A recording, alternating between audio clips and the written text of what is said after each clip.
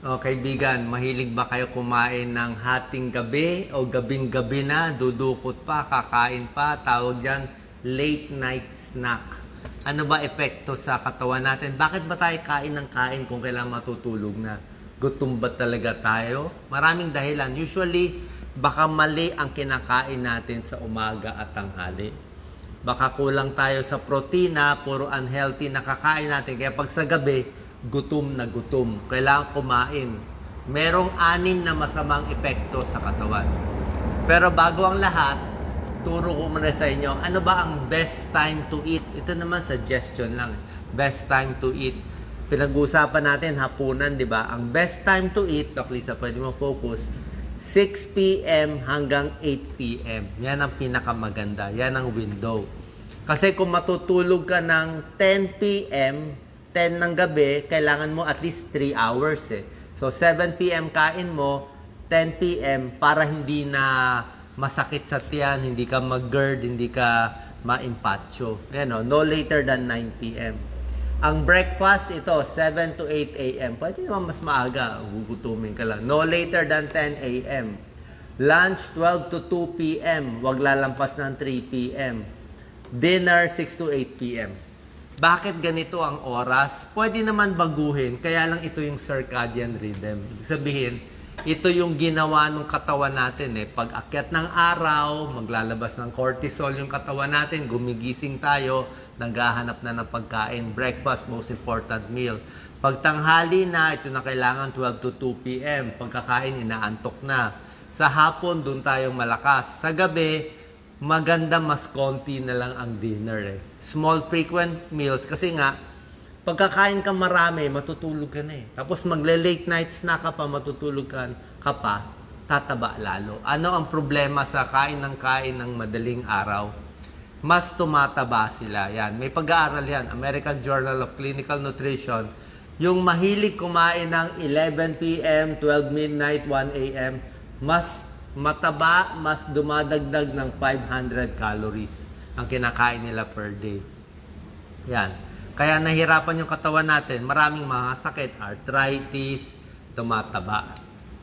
Number 2, merong mga animal studies. Ito hindi pa naman proven, pero parang may epekto rin sa memory natin. Memory and learning, yung pagkain sa gabi. So, hindi rin maganda kasi nakapahinga na yung katawan.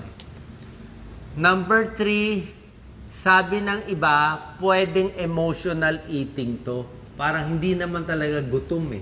Sure ka ba gutom ka? Baka talagang naghahanap ka lang, stress ka, may problema ka, o pagod ka, let's say pagod na pagod ka buong araw, gusto mo idaan yung stress mo sa kain. So pag pagod ka, stress ka, mapipili mo tong chocolate, soft drinks, pizza, donut, lahat ng unhealthy mapipili mo. Kasi nga, gutom na gutom ka, pagod na pagod ka. So, pinipili mo unhealthy na, pinipili mo high calorie, mas marami pa kinakain mo, emotional eating, kasi nga, mali yung kinain mo nung umaga, dinadaan sa pagkain. Number 4, ito, maraming problema sa tiyan, makukuha pag kumain ng madaling araw. Yan, very common GERD, G-E-R-D, gastroesophageal reflux disease. Magugulat kayo, 25% ng tao dito sa Amerika, sa Pilipinas, hindi ko alam kung ilan. Mga 20 to 25% ng tao may GERD. Very common yan. Magugulat na lang kayo pag nagpa-check up kayo sa ENT, silipin yung lalamunan, sasabihin ng ENT, may GERD ka. Hindi mo alam may GERD ka. Masisilip nila yan sa vocal cords, nagagasgas. So, paghiga natin, bagong kain, di ba? Humiga agad. Kumain ng madaling araw, wala pang 3 hours, pagkakain, higa na. So paghiga mo, yung kinain mo, aakyat yan. Umaakyat yung pagkain. Umaapoy, yan, parang umaapoy yung acid. Pag akyat dito, yung acido na to, sobrang tapang tong hydrochloric acid ng gastric acid natin, nakakasugat sa esophagus, hindi mo mararamdaman, nakakasugat sa boses, namamaos, lumalapot yung laway, kala mo may laway, may plema, hindi naman, pati ipin, pati dila, pati gums, pwedeng masugat. Ayan o, mag-GERD ka. Feeling mo, nagbo-burp ka, masakit, parang, ako madalas ganyan eh, makakatulog ka ng 15 minutes. Pag tulog mo 15 minutes, akit yung pagkain dito, kasi magigising ka. Sira na ang tulog mo. So, dahil sa GERD, sira ang tulog. Insomnia ang pupuntahan nito. Ayan o, nasisira ang tulog dahil sa GERD. Nagugulo yung sleep cycle mo. Kasi nga, madaling araw kumain, sumakit ang tiyan. Kaya paggising, pagod na pagod. Kaya importante ma-adjust natin yung pagkain para hindi magutom at umabot tayo next day. Number 6, nasisira ang digestion, pati metabolism, bumabagal.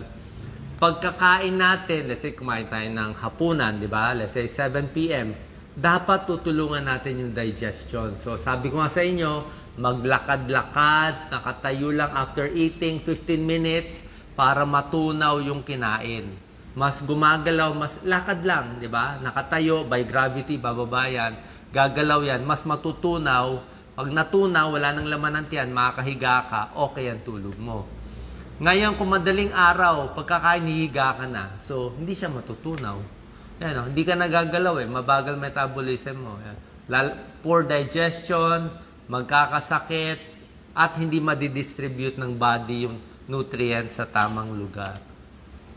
Ito, Doc Lisa, tingnan mo Gusto natin early dinner, 6 to 7 p.m. Ito ang late dinner, madaling araw na. Ayan pag early dinner, ayon sa pag-aaral, normal ang blood sugar mo. Pag late ka magdi-dinner, tataas ang blood sugar mo. Patulog na yan cholesterol mo, normal pag early dinner. Pag late, mas tumataas ang triglyceride. Dietary fat breakdown, normal. Natutunaw ang taba. Ito, hindi na natutunaw yung taba. Stress, mas stress ka pag kumakain ng madaling araw. Sabihin nyo, Doc, ginugutom ako, Doc, hindi ako makatulog. Yung nga problema Paano gagawin natin? May tips tayo yan. Tip 1. So, hindi tayo makatulog. Problem ko rin to So, pag 6 p.m. ako kumain, minsan di ako maabot ng 6 a.m. Diba? Gutom na gutom ka na. Alas 3 ng madaling araw, magugutom ka na. So, ano gagawin natin? Pwede ginagawa ko ngayon, kumain ka ng 6 p.m. or 7 p.m. After 1 hour, pwede ka pa magdagdag konti. Dagdagan mo ng chamomile tea, isang saging. Lagi ako may saging sa tabi ng kama ko. Lagi ako may maraming saging. Pag nagutom, nag-GERD, bigla nagutom, isang saging. Makakatulong yan for mga 2 to 3 hours. So, assess mo muna, kailangan mo ba kumain ng mas marami? Diba? Gutom ka ba talaga? Nag-training ka ba? Nag-jogging ka ba? Meron ka bang workout sa gym? Diba? Kung meron ka talagang ginagawang nakakapagod, kain ka mas marami. Pero kung wala naman ito, baka may mali sa pagkain mo. Ano usually ang mali? Kulang sa protina. Pag kulang ka sa isda, manok, karne. Pag kulang ka sa protein, mas gutom. Pampabusog yung protein tsaka fiber ng gulay. Tips for eating before bed. 2 to 3 hours after dinner bago matutulog. Yan. May pagkaing pampaantok. Yan. May mga prutas, saging, pampaantok. Gatas, depende sa tao. Warm milk, karamihan okay. Pero sa akin, hindi pwede. May lactose intolerance ako. Iwas sa nakaka-heartburn na pagkain sa gabi. Spicy foods. Acidic foods, yan bawal. Sobrang mamantika, sobrang fast food, mahirap matunaw. Oily, pag mga fried chicken, very oily. Ang mga oily foods po, maraming fat, matagal magstay sa tiyan ang oily. Diba dapat mga 3 to 4 hours yung kinain natin mawawala na. Pero pag oily kinain mo, baka lampas pa ng 4 hours nandyan. Matagal siya mawala. Kaya sa mga umiinom ng alak, yung mahilig uminom ng alak, sabayan nyo ng fatty foods Kaya kasi nasabay ang mga chicharong bulaklak at fatty foods sa alak. Kasi yung pagkain, mataba, matagal sa tiyan. So pag uminom ka ng alak, medyo hindi siya mag-absorb agad. Yun ang psychology dun Diba? Pero hindi ko naman pinapayo uminom ng alak, which is masama. Ayaw rin natin fatty foods. Kasi nga, tatagal sa tiyan. So iwas sa oily, spicy, at acidic. Alak, hindi maganda. Kape, okay? Ang kape siguro, pinaka late sa hapon, 3 p.m. Gusto mo pa magkape, baka pwede pa. Pero kung gabi na, alas 7 na ng gabi, huwag ka na magkape. Huwag ka na mag-soft drinks, may caffeine yan, hindi ka makakatulog. Alak din, hindi rin maganda. Hindi rin maganda sa tulog. So, good for sleep, bad for sleep, sugary drinks, di ba? Tataba ka lang dito, alak and kape. Caffeine, hindi ka makakatulog. Nakakagising ang kape. Pagkain nakakatulog sa'yo, nuts, milk, depende. Ito, yogurt, parang gatas. Banana, number 1 yan. Tinapay, crackers, okay lang naman, pa konti-konti. Patatas, oatmeal, ito, chamomile tea. Mas gusto ko chamomile tea, tsaka green tea. Number 2 tip, tingnan mo rin yung i-snack mo sa gabi, let's say, di ba? Ihiwalay mo, ginagawa ko. Minsan 6 p.m. o 7 p.m. kain din konti. Pero dapat kontrolado lang. Saging, ito, konti lang tinapay, 'di ba? Sakto lang para hindi ka masobrahan. Ano, siguro kalahating sandwich, limit mo yung calories mo. More protein, more fiber and healthy fat para mas tumagal sa tiyan mo at hindi ka gugutumin. So, yan po, assess natin, iba-iba ang tao. Sa akin, ang ginagawa ko, 6 p.m. tapos 7 p.m. konting kain pa para umabot ako next day. Tapos meron akong nakatagong saging lagi, 'di ba, Doc Lisa? Sa kama ko, ito ang secret weapon natin. Pag natutulog ako, lagi kami may saging. Oras na gumising ako ng madaling araw, let's say gumising ako 2, 3 a.m. na gutom, 'di ba? May time na magugutom ka kasi gusto natin mag-diet. Babawasan natin yung lunch and dinner natin, bisan hindi tayo maabot So, pwede ako magsaging madaling araw kahit kalahati lang. Usually, kaya naman yan kung konting saging, tsaka tubig lang, makakahiga ka naman. Tapos yung unan, mga 2 unan kailangan. Mataas-taas. Para hindi ka mag-GERD. So, malaking tulong ang saging. Saging for energy, for potassium, pampasaya, pamparelax, for the brain, pwede pang PMS, at para sa tiyan.